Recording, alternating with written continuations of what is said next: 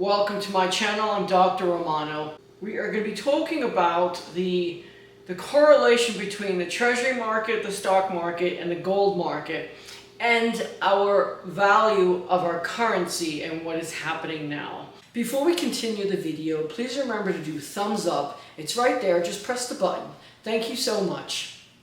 So when you understand this, yes, the dollar or our currency will be pegged by gold again. And what does that mean to you?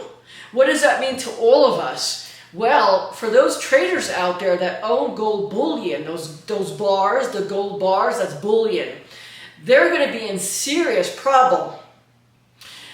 The population that has gold coins as a savings measure, they will be allowed to keep those gold coins. Now let's look at the value of that, okay? So once the government, our government and many governments around the world have been increasing their gold reserves because they know that this is going to happen. The governments are all prepared ahead of time. So if you know what's happening, you could take advantage of that by looking at the gold charts. There's a reason why the gold charts have not gone through the roof this year. If the stock market since January 1st of this year, 2022, started to go down till mid-August, September, I mentioned that in a video, so if you watch my previous videos, you'll understand that. That beautiful train wreck down the hill, that's not because of companies not doing well. No. That's because of foreign investors pulling out. That big country out there, that Asian country, I don't have to keep saying the name, you know who it is. That country is pulling out of our markets because they know they're going to go to war with the neighbor of their country, and they've already tested what America and the world did to Russia. They put tariffs, they confiscated their yachts and the wealth of the Russians. Well, of course that's going to happen to the Asians as well, right? Makes sense? Not only that, because we put tariffs, our previous president put tariffs on that Asian country, it's also affected their economy. And this has nothing to do with supply chain issues. This has to do with the people that worked for those factories. They're protesting because they want real pay. They don't want to work 24 hours a day with no food. And every time there's a COVID lockdown, they have to sleep in the factory and they can't leave for weeks. That's what's happening. Again, if you understand all of this whole economic as a whole, macroeconomics, then you could say, well, how are you going to take advantage of this? Stop trying to go build houses or work in the real estate sector flipping houses, because it's not going to happen anymore. You don't have that Asian country coming in anymore and buying up the real estate and being a competitor with the Americans that live here that are trying to buy a house for their first time. You're not having that anymore. As you change that cycle, what happens to the value of gold? Does the federal government increase the value of gold and say we're going to peg it at $26,000 per ounce? It's only $1,700 an ounce, about. It fluctuates right now. And so if you look at the gold charts, it's been going up and down, trading sideways, and that's really, really bad. Because when you see a stock, when you see an indice that trades like that, that's bad. Okay, so that means that people are selling and people are coming in and buying and selling, but it's not enough to push it up or push it down. So when you see that happening, you realize that the government is about to come up with news or a change. So you could use that method to realize, oh, so something's going to happen. For example, I'm not going to say the stock, but Nancy Pelosi knew that something was going to happen with a particular company, and the government was going to vote yes or no on that. Well, when you look at the stock and the way it was moving, it was so apparent that the outcome, what they voted for, was going to happen. So you could use this type of methodology to analyze stocks and whatever you want. I use it for gold, the indices, as well as companies that I like to focus on. Now, So that's what's going to happen. So if the government increases the gold and pegs it to the dollar and takes it from $1,700 an ounce to $20,000 an ounce, yeah, overnight they could pay off the deficit. But what happens with all the people that own gold?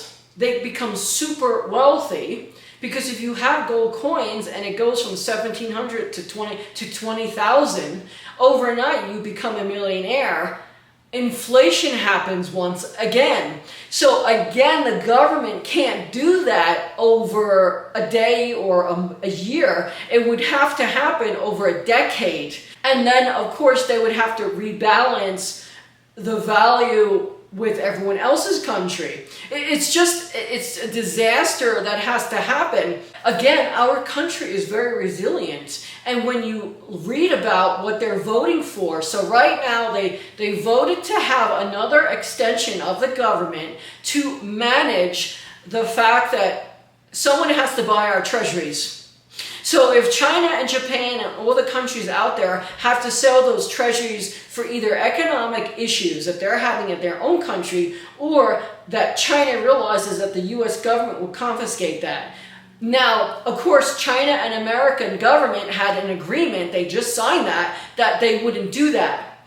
But in the same time period, you have them having an economic meltdown, the same economic meltdown that we had in 2008. So now China's having that. And China's economy went up through the roof over 20 years. So whenever you have an economy that goes up so fast in a decade, oh my God, the opposite happens, and it's just a disaster. So will China's government be able to manage all that? But at the same time period, our federal government has to buy all those treasuries back. So that's why our government, they voted to have another part of the government to manage that situation, like they did during the 2008 collapse. The 2008 collapse, that methodology of saving the banks was created in the 1930s when we had the big collapse. So it took all that time for the collapse to happen, and finally, yes, the government was there to lend banks money if they needed it at last resort. It's not that they bailed them out like you think. They had to be the lender at last resort, because if they didn't do that, the traders would go bankrupt and it would be a disaster for our pensions. So that's why the government had to be there. But right now, the government is not there for the treasuries, but they just signed that agreement. They created that new part of the government that's going to manage that, so you don't have to worry about the treasury market collapsing. It's not going to collapse, because there were many people during the time period in the 80s, the 70s, when they took the dollar off the gold standard, Richard Nixon, they agreed, and they made this agreement with global governments out there, that the US would never default on their treasuries. Okay? The government's debt, in other words. The treasury market is a way for the government to raise capital for whatever. And then it trickles down to us, we the people. We go to the bank and we buy a savings bond, and we earn interest 7-8% like it was in the 70s and 80s. Of course, today it's not that much. When you're older and you need that fixed income, that becomes more reliable. Now, of course, if you're Dr. Hedge Fund and you know how to create a portfolio of hedge funds for funds of funds, a 30% average is normal per year. So, when you're younger and you're more resilient to things, you're able to change and adapt, but when you get older, you can't. So that's why the treasury market, meaning the savings bond market for the banks to sell instruments to the public, is really important. So once that change happens, it may be a mess for a bit of time, that the public won't know what's going to happen. And yes, you do have people that fear and create fear, and you have all these analysts on CNN, Fox, all these stations that are talking about, this is going to be a disaster, and it's going to be a run on balance, and everyone's going to lose everything. Don't listen to them. Listen to me, because I'm Dr. Hedge Fund for a reason.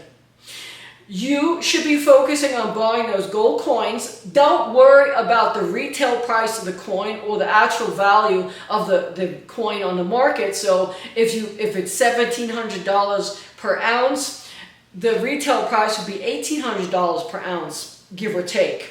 Don't worry about that.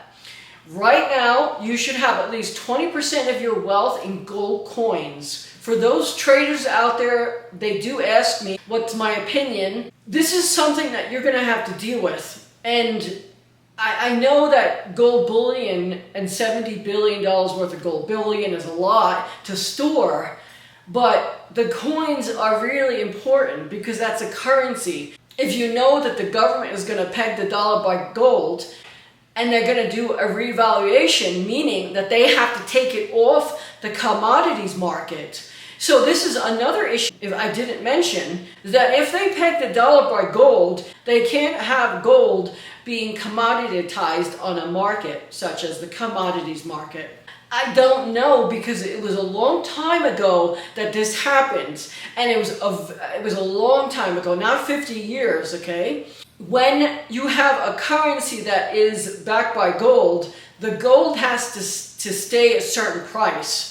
And someone has to control that price. In other words, you can't have it on a commodities market and it trades and it fluctuates, because those fluctuations are enormous. $300 an ounce, it fluctuates. So that's going to come to an end. So if you understand this, you gold traders out there, you portfolio managers, transfer the gold bullion into coins, period.